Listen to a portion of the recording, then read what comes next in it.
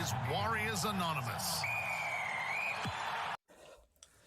Oh man, the life of a Warriors fan. Just when everything is, about 79 minutes worth under control.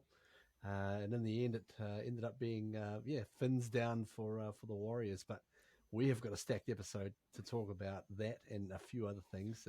We've got the full lineup here, boys. We're all ready to go. So let's dive into it first, because we've got a few hard on nars to get us underway. Because I just wanted to run a few things by you. Because a couple of weeks ago, we had a game that by rights, we shouldn't have won against the Knights, and we managed to pull it out of the fire. Lecker got the try.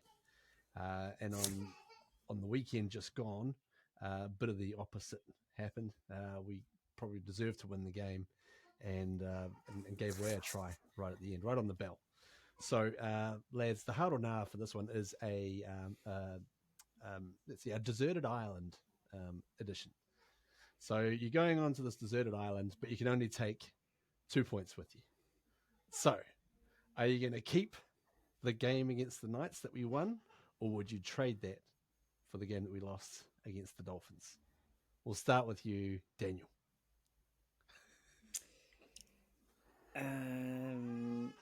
We keep the Knights 2 points.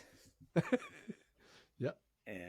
And the sole reason why is to have in the back of a team's, your competitor's mind is that at any stage we can pull your pants down, So their comeback factor, the ability to pull it out of the fire, I think. Don't get me wrong, you don't want to be known for like putting it in the fire when you're winning, but there's something about scaring teams. And and I guess it's a freakish play, and that freakish play, just for a lot of fans, will go down. Could be. Hopefully, it's not the highlight of the year, but will go down as one of the highlights of the year. You'll use that to comfort you on the desert island. Yeah, you can hear the tears in the background of one of the Warriors fans there is just woken up. So, Isaac, bro, would you keep the Knights win and trade it for the Dolphins game, or what would you take with you to the island? I'm gonna go trade. I'm gonna take that. I'll take the Dolphins win over the Knights win, simply because we're getting towards like the back end of the season, and it really would have been nice to have a win under our belt before playing the Bulldogs. So, yeah, that's my reasoning behind taking the win. All right, nice.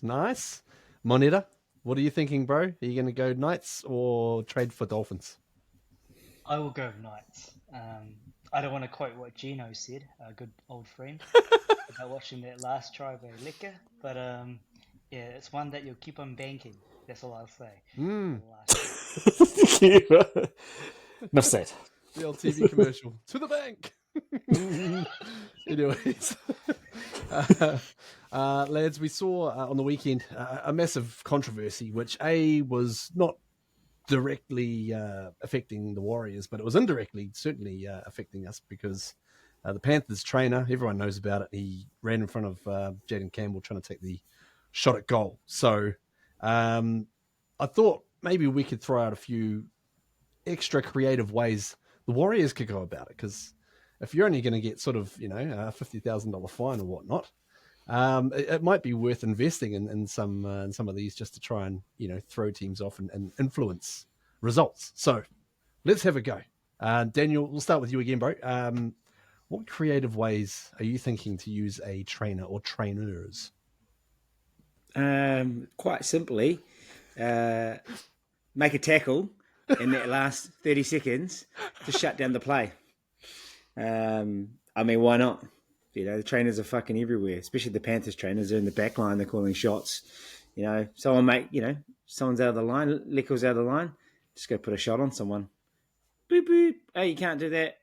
Reset the game, penalty, and game over. We win. 50 grand fine. Thank you very much. He could have actually, one of our guys could have actually honestly run onto the field to Lecker to, aid him. And just as the ball was coming by, just put your hand up like, we need some help here, and, knock the ball down or something. But Moneta, I understand you've got an idea to float as well. How would you use a trainer or trainers for Warriors? I was just thinking, ways to distract the defense. You know, as a trainer, you could purposely wear big shorts as you run in. Your shorts fall down, and you don't wear undies, and then, you know, you're just half naked, and it's an accident, and the defense be like, "Whoa!" and then they could cut through, and then you could score a try. So the trainer could be like, "Ooh, my pants fell down. Ooh, you saw." Especially if the I forgot trainer to was wear undies." super hot. Or a female version. That's where my mind was going. So my mind went- Yeah, And that would work even better. yeah. Even just having a mega hot trainer would just probably, you know, you could just get maybe a split second of attention, you know, that they're not diverting to the game. So Perhaps Tiffany Salmond, is it Tiffany Salmond?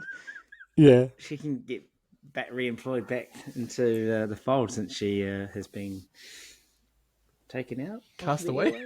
Yep. Canned for being too sexy. Yeah, I you know, I've had that happen to me many times. Isaac, have you got the creative ideas on how to use a trainer or trainers? I thought maybe just a quick costume change by the trainers, like they could have their training jersey on, but then underneath, like have a touch judge jersey on underneath, and just whip it off, and then just be call it out or something like that, or put a flag up and then quickly run away, just to pause the play, not to actually get like a penalty or whatever. Just blow the whistle, look like a ref. Everyone will stop, and then the trainer just goes, "Wasn't me." Just runs off the field. Yeah, It's good, like a body double type situation. yep. So you get Just someone the to run out mold. there and look like Ashley Klein and be like, Yeah, we "Excuse just me," do- and everyone will be like, what? Remember the bro that I forget his name, but he was in various sports. He was like getting into the national anthem. Yeah, we need to employ What's his that name? guy. Jambo Dewey, something like that. Yeah, And he did the rugby. He did the cricket as well. Get this guy in, man. I mean, we also got the streakers. Remember when we had a little, not only last few Streak years, of and, streakers.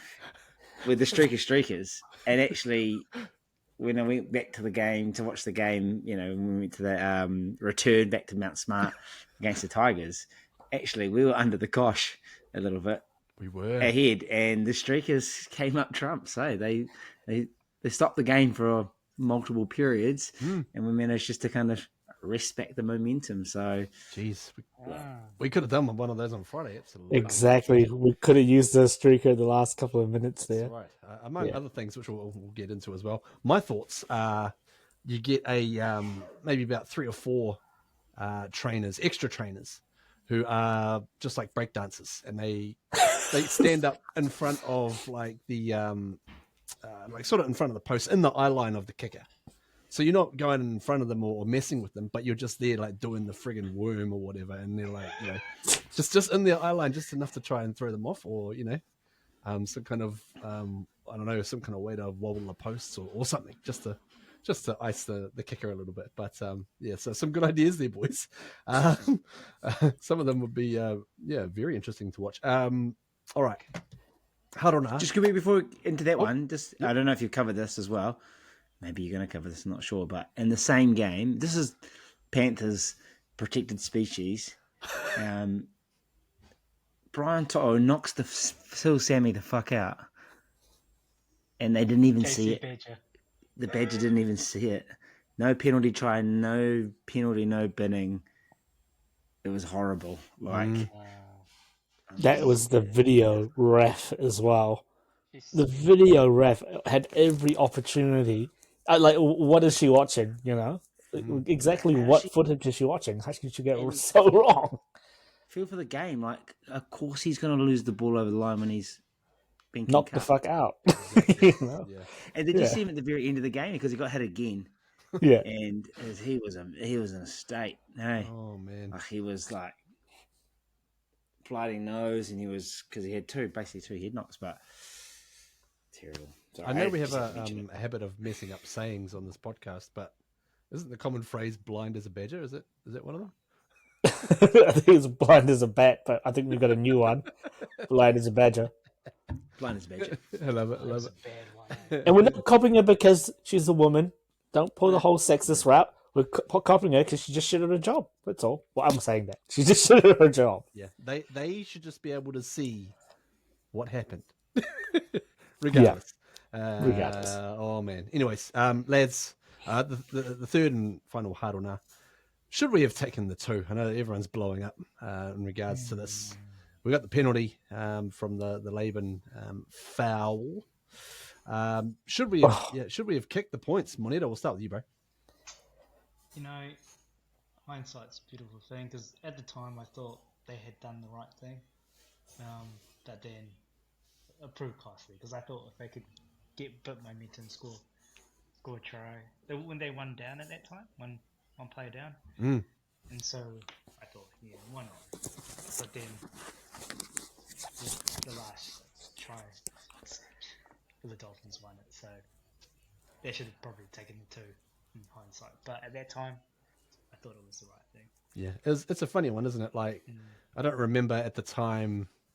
I don't know. Probably might have been running around after Julius and whatnot, but I don't remember actually having the thought we should kick the points. I just sort of was just rolling with whatever was happening. But it would have made it interesting. We would have gone up by 4 points instead of 2. Isaac, Harona, bro, should we have taken it? I was thinking take the 2 to get that 4-point buffer. I know it's not 6, but there's every opportunity that if they score a try, they fuck up the conversion. And also eats into a little bit of time too. And they would have to kick off back to us and give us possession again. Because it looked like we were just playing that possession game in the last few minutes anyway, where we just wanted to, well, more so territory, but we wanted to keep possession and park them at their end of the field. But with the way the Dolphins play, you know, they can score anywhere on the park. And that's pretty much all it took was, you know, we try to park them down there. They get an easy penalty. And then we look pretty skittish and freaked out on defense. So, and again, hindsight, yeah, but I would have liked to take the 2. Yeah, nice. Daniel, huddle now, bro. Take the 2 or not? Look, I was keen to go to the sideline. I suppose it's that. What are you trying to do? And to Isaac's point, you take the 2 points because you're going to play the conservative game. Then do it. But if you're going to kick for the corner, like they kind of shut up shop. So, you know, I was thinking, okay, you're going to kick the corner.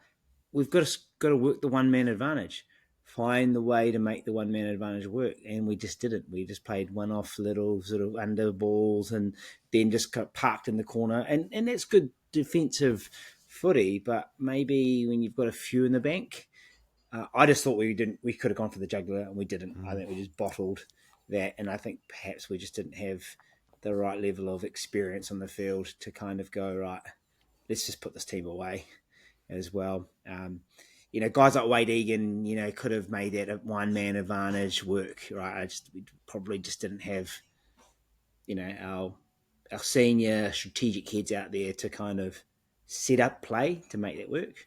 Yeah. So, yeah, if we were going to play conservative, you should have kicked it and then eaten up time and then, you know, backed our defense. But that's why it was confusing. You do an attacking play, kicking for touch, and you play conservative. It made no sense. I thought they were going to go for the jugular with one man up.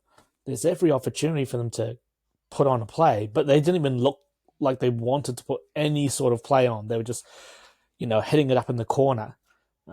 It made no sense strategically. I'll tell you what added to that as well. I mean, I can understand sort of the process up until a point. So I can understand why you would choose not to kick the 2 and go for the sideline. Okay, cool.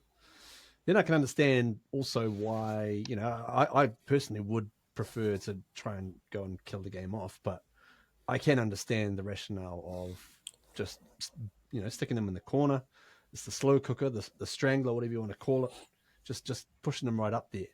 What I don't understand is if you do both of those things and then you leave one of your interchanges available while your guys are absolutely fucking gassed. That is where I got really angry after the game. I checked on the stats and I was like, oh, you didn't just do that to me. So that's my thoughts. I honestly thought that, you know, we had a couple of really good efforts from, you know, the subs and the bench, particularly guys like, you know, a good friend of the podcast, Freddie Lussick. Tennis Smith as well was really good, but also the debutant as well, Eddie Yeremia Toyava. He's all effort. I mean, I've seen this in lots of different grades that he's played in, and I thought that we could have benefited from him or Eddie or someone out there, like because obviously Lecker was cramping up. I think Fresh legs. we need it exactly right. Yeah. Exactly.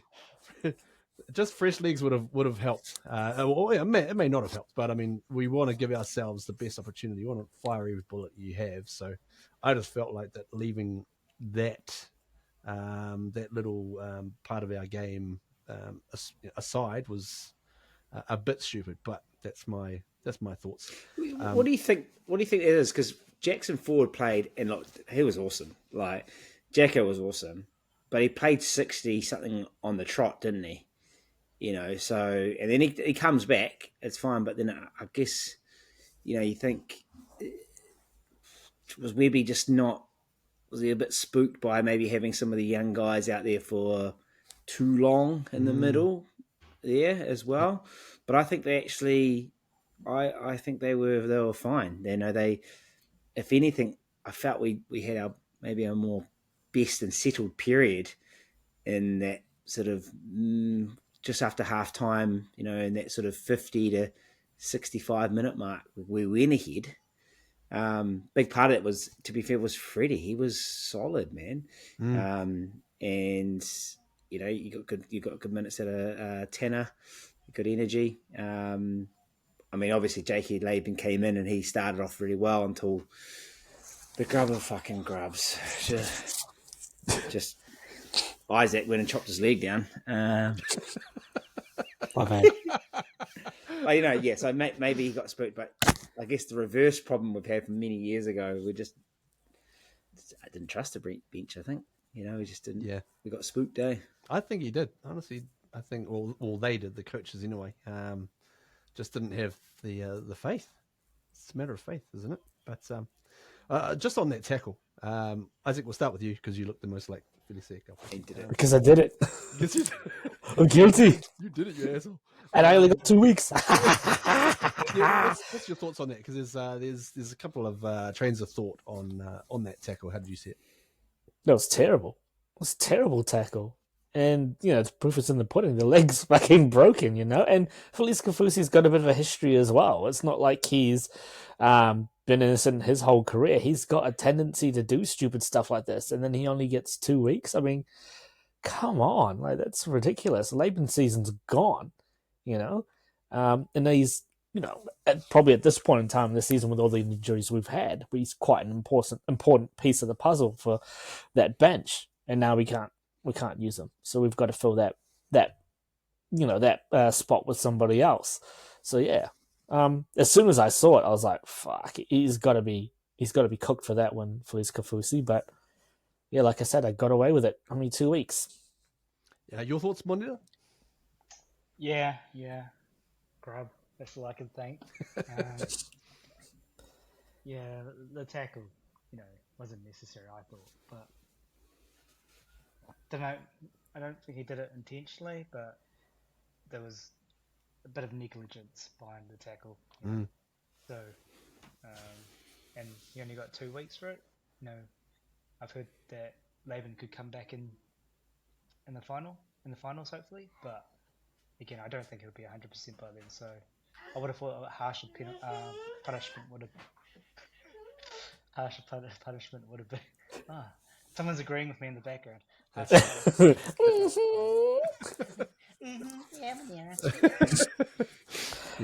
of the smallest Warriors fans. Daniel, what was your thoughts? I mean, he has got priors. You would think that as soon as you put any step out of line, being him, that you would you'd get a bit, but he didn't get a heck of a lot. Yeah, I don't know. The loading and shit like that, I forget if they do that or carry over points or fucking around the one, whatever. But if the NRL are serious about protecting players and taking out unnecessary type tackles, so crushes, hip drops, those kind of grass cutters, especially when there's two in the tackle and it's at the very end, they've got to make that more of a deterrent, right? Like, got to take it out of the mindset of, I'm not going to make that tackle because I could get in trouble here. And I'll credit the on field. You know, they made the right decision.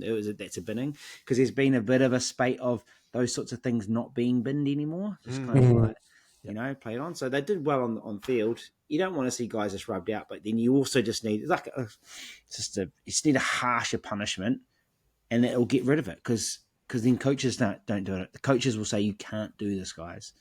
Can't have you gone for 4 weeks for a tackle that is in the context of the gameplay we're not going to get any advantage on.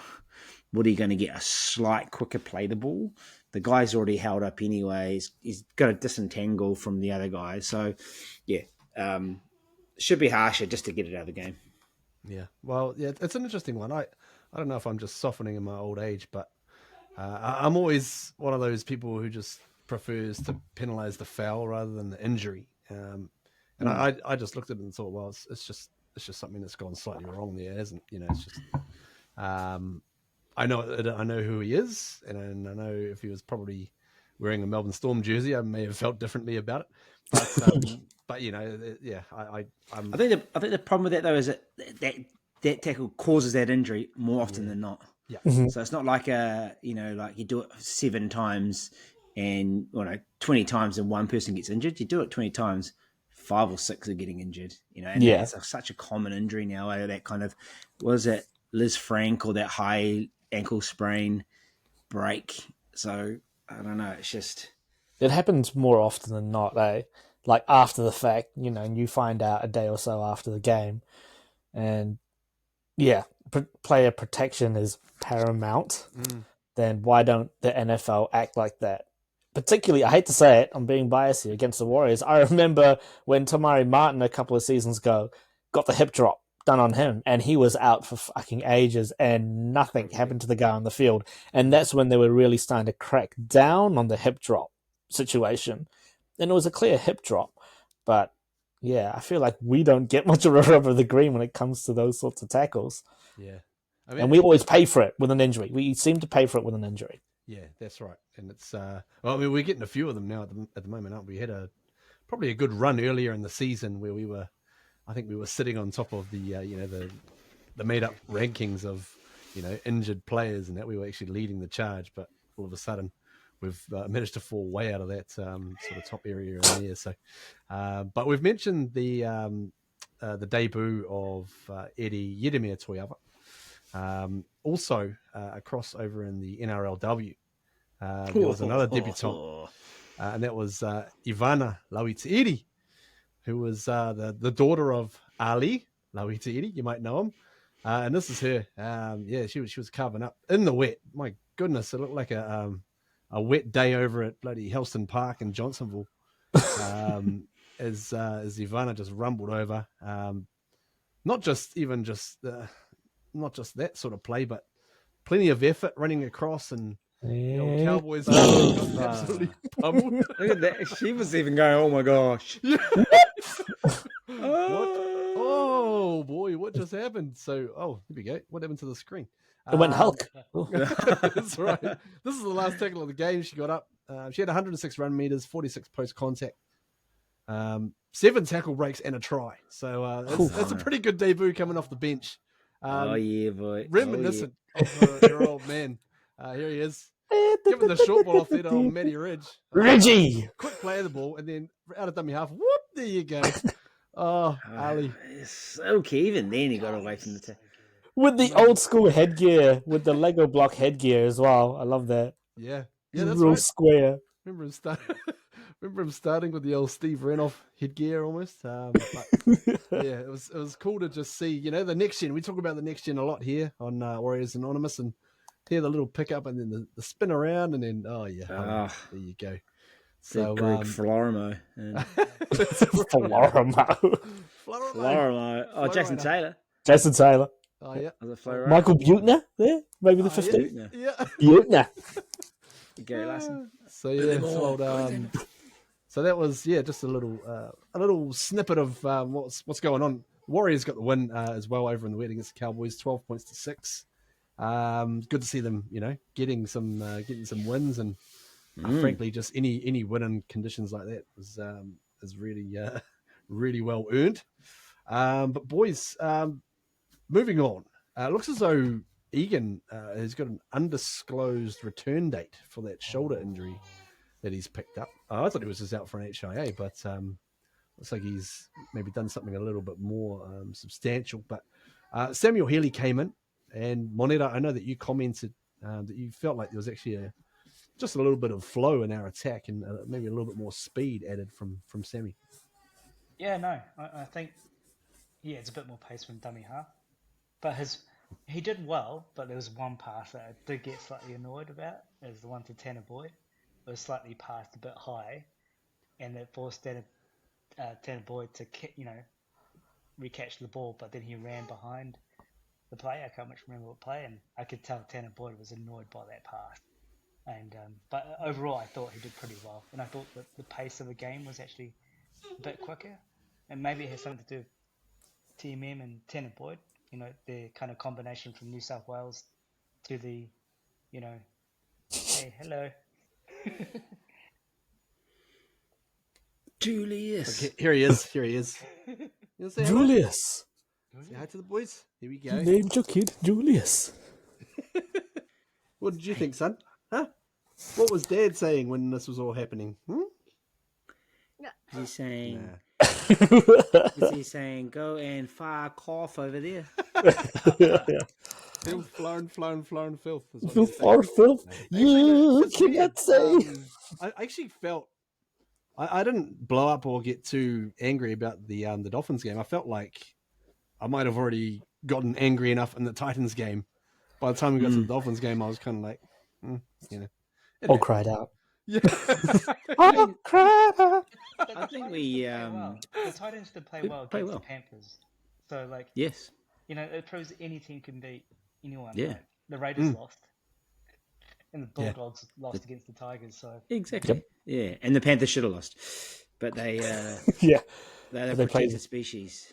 14 men on the field with the trainers, 2 different sets of trainers. Yeah. Jeez, I tell you what, Eddie Yedemir Toyava, when he was coming on the first time, the camera showed him, and he ran on, and he kind of got called back. So he ran back to the sideline, and I was like getting flashbacks of 1995 when we had an extra player on the field for like 13 seconds and lost 2 points. Oh, against the Magpies, eh? Yeah. Yep. Cost us a playoff berth. Cost us a playoff berth. Yep. I mean, it's a funny one with that Penrith thing, just going back to it, but I think the fairest thing that they probably could do to punish them is take the 2 points off them. Well, they should have. Anyways, They should. just also a little random tidbit. I remember going to a SG Ball game, so that's under 19s for the Warriors a couple of years ago, 2023 it would have been, yeah. And in that team, they had a really good forward pack. And it's funny because they had Tanner Stowers-Smith was at prop. Eddie Yedemir Toyava was in the second row alongside Leka Halasima. Leka Halasima was back rower, and Kalis Fatialofa was the other second rower. So I'm like thinking, that is a hell of a bloody team coming through.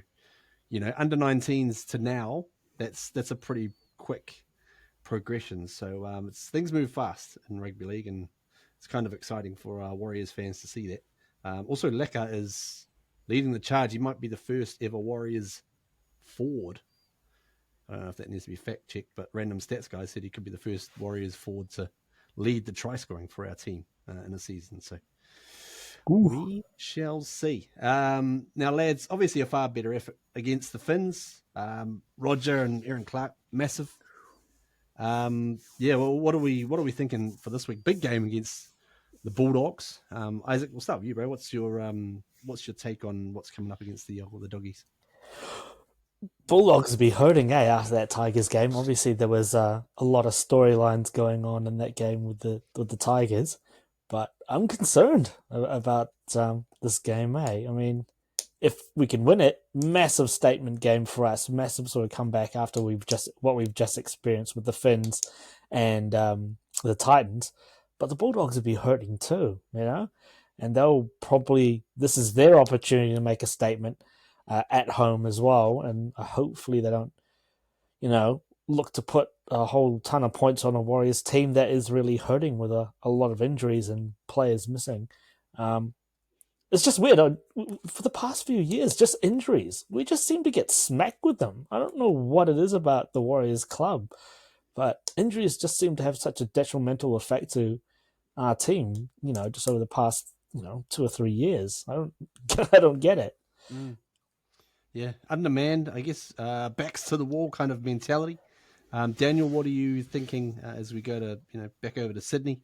I don't know if it's going to be a dry ground or not because I think there's a bit more rain supposed to be around, but we'll see. But what are you expecting? Yeah, it's like they'll be written off, which is good. The underdogs.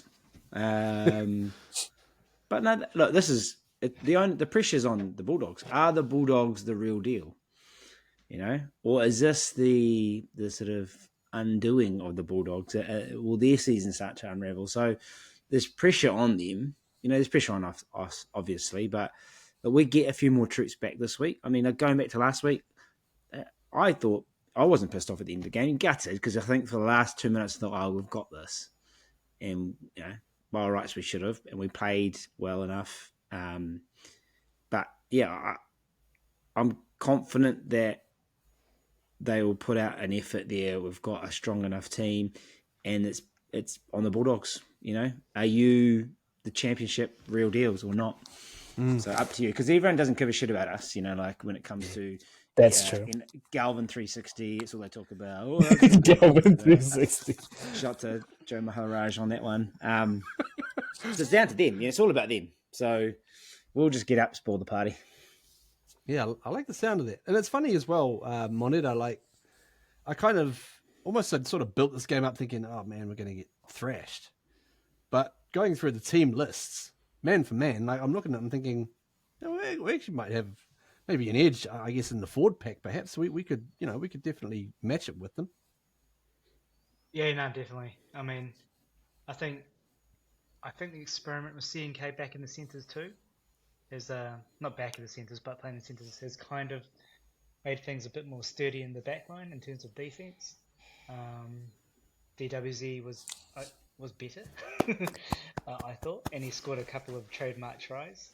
Like I said, but and I think our forward pack, is relatively good, so I think we'll be able to match it up. But I'm still a bit nervous, Like Isaac said, the Bulldogs are coming off a kind of a loss, which a lot of people thought they should have won. So, but I'm nervous. But I like the sounds of being the underdogs because we could get them where they least expect it. So, fingers crossed. Yeah. I do like the matchup in the forward pack, though. I think we've got overs on them on their forward pack. Probably the key is not Galvin but Burton in his kicking game, and how high is he going to kick that ball? If the weather's average, if it was anything like last week, how is he going to test our back three with the biggest torpedo bombs in history? I reckon that'll be their go-to no matter where they are in the field, testing us under the high ball. Yeah, we sends them up, They they trouble the friggin' air traffic control, man. There's some big ass kicks, but yeah, I mean, if we look at the lineup, we've got Nikore, Healy, Jackson Ford front row, and their front row is Max King, Reid Marnie, and Samuel Hughes. I'm looking at that, I'm thinking, cool. And then in the second row, it's Kikau versus Lecker, Jacob Preston against Capewell. Some good battles here, and Jamin Savin against Aaron Clark. And honestly, I look at that and I think, yeah, we've got a chance to just go in there and just try and just hit them and put them in the slow cooker like we have been. So one thing which and I guess might be sort of slightly unpopular, and it's not going to be like a major critique, but I mean, Aaron Clark's been fantastic, but I do think sometimes he runs all the time, and I think we are missing the ability to manipulate the middle. And I don't want to give raps to this guy, but you got to. He's a new up and coming grub. But Kurt Donahue, yes. he was quite hard to deal with because he you don't know if he's running past. He's actually quite a central pivot, with Katoa and Cody running around him. And I just thought, I think maybe for his game to kind of keep the defense guessing, he's devastating. Like, don't get me wrong, he sees a weakness, he'll bash forward, he'll get over the vantage line, get a quick play the ball. But I also think I'd love to see him look to manipulate a little bit more as well, and maybe bring some other guys on and create something different as well. And yeah, that might be just the key to unsettling their defence, because they've got a pretty tight, pretty good defence, the Doggies. But you've got to throw something slightly different at them as well. Don't forget, like, sitting in the wider squad is the Fish. Ducks and Drakes, maybe. Although if he's not right, he's not right. Like, let's not risk him. Calf management, Jed. Let's not risk him. It's crucial. Can't run without no calves. I guess there's one more storyline to the game as well. It's the Penrith proteges, right? It's Serraldo versus Webster. So who comes out on top in this battle?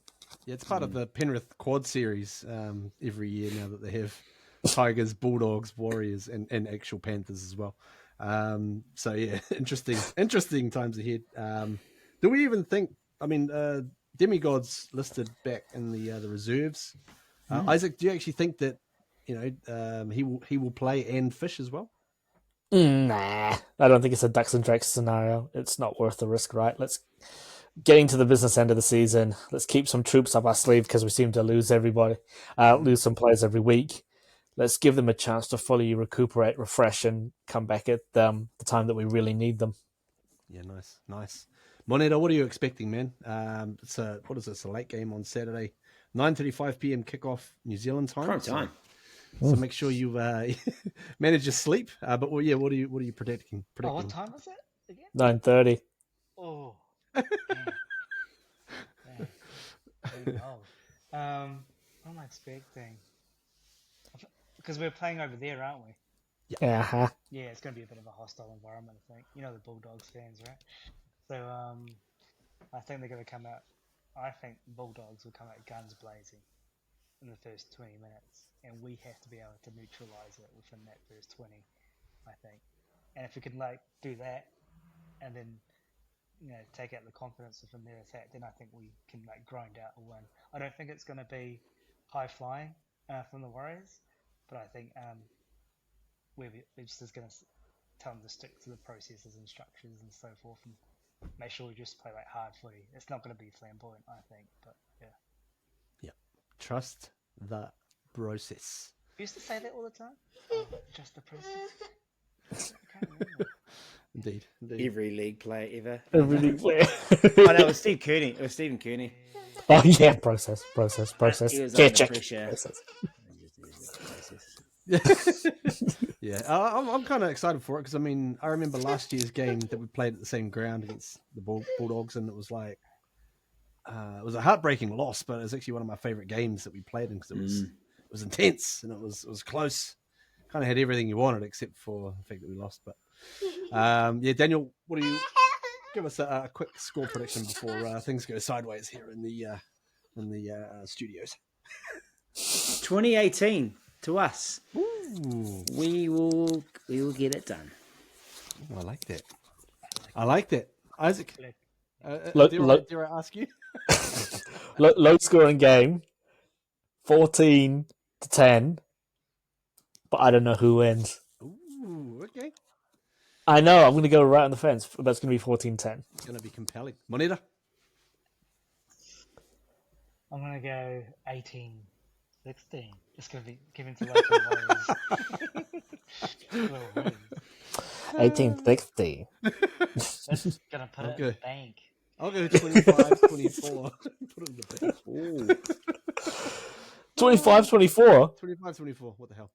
Who's kicking the field goal for us, Tanner? Oh, that's a good question. Tane. Yeah, I like that. Tane kicks it. Yeah. No offense, Tanner, sorry. But, Yeah. We're just going to have options, right? I mean, the Panthers threw a friggin' pass. They had to try and get the 2-point field goal, but they had to throw it about 25 meters backwards, and it worked. You actually had time to kick it. So, might be something in there. Just a bit of He also had 120 out and he shanked it, but that's right. Yeah. That's right, because the trainer wasn't on the field for that one.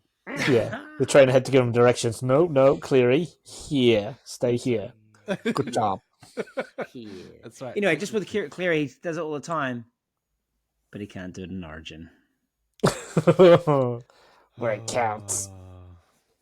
Anyway, sorry, man. He's awesome. He's a great player, but Yeah, we do love him. But anyways, Do we? Let's do we? I don't know. we love his brother. The better one. Yeah, lads, thanks for jumping on. Big game against the Bulldogs. Don't forget to get your Warriors merch. Isaac's wearing the nice WA version there. I can see.